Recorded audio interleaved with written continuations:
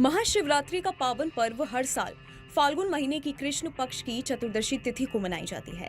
इस तिथि पर मां पार्वती और भगवान शिव शादी के बंधन में बंधे थे, इसलिए इस दिन का हिंदू धर्म में बहुत महत्व होता है।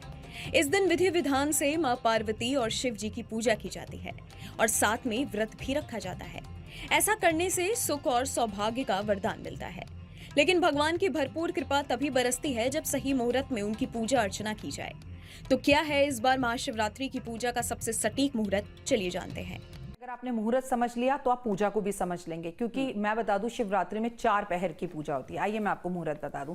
स्वर्ण नक्षत्र का स्वामी जो है वो कौन है? वो शनि है और सुबह 10:51 से स्वर्ण नक्षत्र लग जाएगा। हम बता दें कि आपको सबसे पहले तो ब्रह्म मुहूर्त में पूजा करनी चाहिए। ब्रह्म मुहूर्त से बेहतर कोई पूजा नहीं होती अगर आप सुबह 4 बजे उठ के पूजा करें।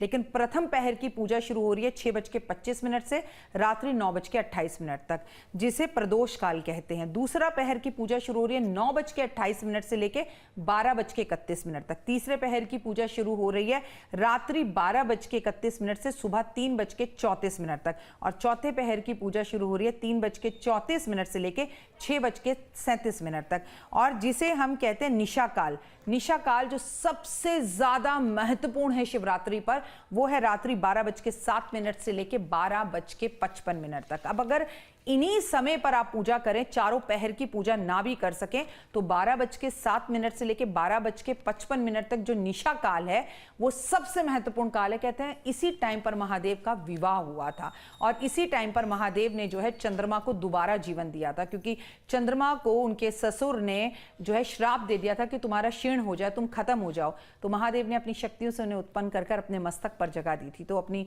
मां के साथ अपने संबंधों को अच्छा करने के लिए भी इस टाइम पर आप पूजा कर सकते हैं।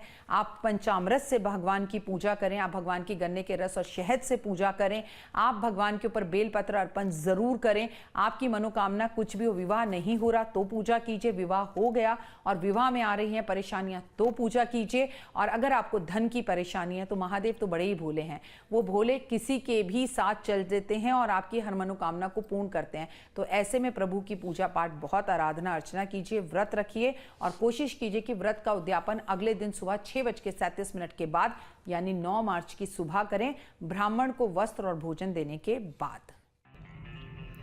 पौराणिक कथाओं के अनुसार ऐसी मान्यता है कि भगवान शिव ने जब समुद्र मंथन के दौरान विष पान किया था तो वो उस विष की गर्मी से जलने लगे थे।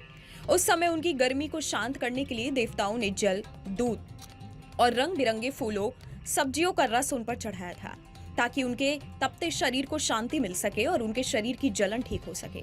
तभी से भगवान शिव पर जल चढ़ाने की परंपरा शुरू हुई थी। ऐसी मान्यता है कि माता पार्वती ने भगवान शिव को पाने के लिए कठोर तपस्या की थी। महाशिवरात्रि के दिन ही पार्वती की तपस्या सफल हुई थी। उनका विवाह भगवान शिव के साथ संपन्न हुआ था। इसलिए महाशिवरात्रि का व्रत महिलाएं अखंड सौभाग्य की प्राप्ति के लिए भी रखती हैं। धर्म के जानकारों के मुताबिक साल में पड़ने वाली 12 शिवरात्रियों में से ये सबसे महत्वपूर्ण शिवरात्रि है। इसलिए इस दिन आपने अगर महादेव को प्रसन्न कर लिया तो फिर उनकी कृपा बरसते देर नहीं लगेगी। कैसी लगी आपको हमारी ये जानकारी, कमेंट बॉक्स में जरूर बताएं। बाकी धर्म कर्म से जुड़ी तमाम जानकारियों के लिए सब्सक्राइब कीजिए हमारा डिजिटल चैनल न्यूज़ नेशन स्तुति।